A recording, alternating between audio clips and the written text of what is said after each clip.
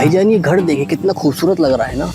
माशाल्लाह। ऊपर वाले ने चाहा तो हम भी अपनी बेगम के साथ ऐसी आलीशान घर में रहेंगे।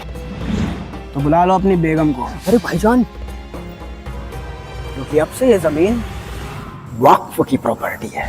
ओ मियाँ, ये मेरे बाप दादाओं की भूमि है जिसके ऊपर खून पसीने की कमाई से बनाया हुआ मेरा घर है नहीं था, क्योंकि अब से ये वक्फ बोर्ड का है। कौन सा बोर्ड? वक्फ बोर्ड यानी कि मैं जिस भी जमीन पर हाथ रखकर ये बोल दूं कि मेरा मानना है या मुझे लगता है कि ये जमीन आज या कई सालों पहले किसी मुसलमान के पास थी जिसने इसे वक्फ को दान कर दिया था, तो अब से उस जमीन पर अल्लाह का अधिकार है और उसकी देखरेख का काम हमारा है। क्या बात कर रहे हो भाईजान? क्या सबूत है तुम्हारे पास कि ये जमीन तुम्हारी है? हाँ हाँ, क्या सबूत है तुम्हारे पास इस जमीन की मलकियत का? इस जमीन का एक एक कागज मेरे पास है, और अगर तुझे ऐसा लगता है कि ये जमीन तेरी है तो अपने कागज दिखा और ओनरशिप प्रूफ कर।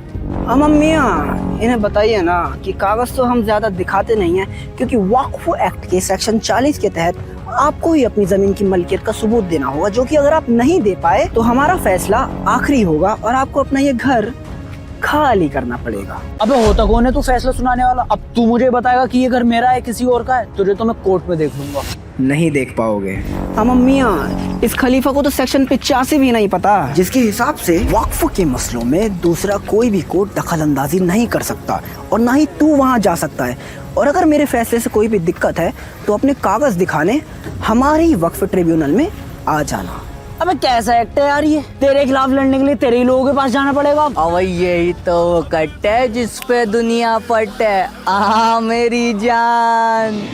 अल हबीबी, अल हबीबी, अल हबीबी, वल्लह वल्लह। भाईजान एक तो हो गया, पर बाकी बेगमों के लिए और कुछ तलाश करें। नोटी बॉय, चलो ने। अल हबीबी, अल हबीबी, अल हबीबी, वल्लह वल्लह। अब तो हम मालामाल हो गए भाईजान, अब तो बस बेगमों का आराम फरमाना है। अभी कहाँ मियाँ, समय आ गया है मकसद को बड़ा करने का, और इसकी शुरुआत होगी दिल्ली सल्तनत से। एक सर्वे के मुताबिक दिल्ली का 77% एरिया वक्फ के अंडर में आता है, जिसमें शामिल है CGO complex check, Jawaharlal Nehru stadium, अगला Delhi high court, Delhi public school, IGI airport. Check. भाईजान दिल्ली सल्तनत तो लगभग हो ही चुका है, अब अगला क्या? तेना इंडिया मंगलवार गिरो। और साहब जी, अपनी बिटिया की शादी है अगले महीने, तो उसके लिए मैं अपनी जमीन का कुछ हिस्सा रेड्डी साहब के नाम करना चाहता हूँ, तो जो भी कागजाती काम है वो आप जल्दी से निपटा दीजिए। पर राम गोपाल, ये जमीन तो तुम्हारी है ही नहीं। क्या? हाँ, हमारे रिकॉर्ड में तो तुम्हारे क्या, तुम्हारी पूरी गांव की जमीनें वक्फ बोर्ड की दिख रही हैं, और उनके बोर्ड से एनओसी लाए बिना तुम इसे बेच नहीं सकते। ऐसा लगाओ साहब, मेरी बेटी की शादी रुक जाएगी और कुछ नहीं है मेरे पास।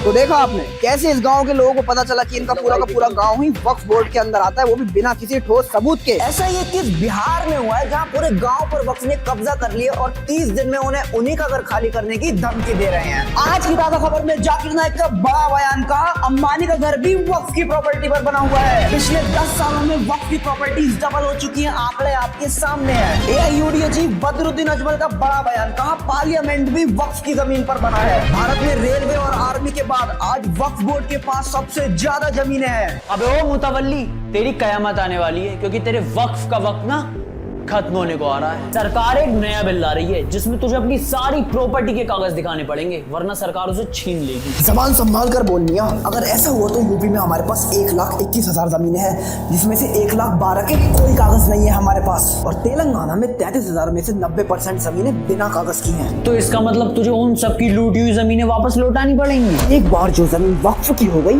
तो कयामत के दिन तक वो वक्फ ही रहेगी।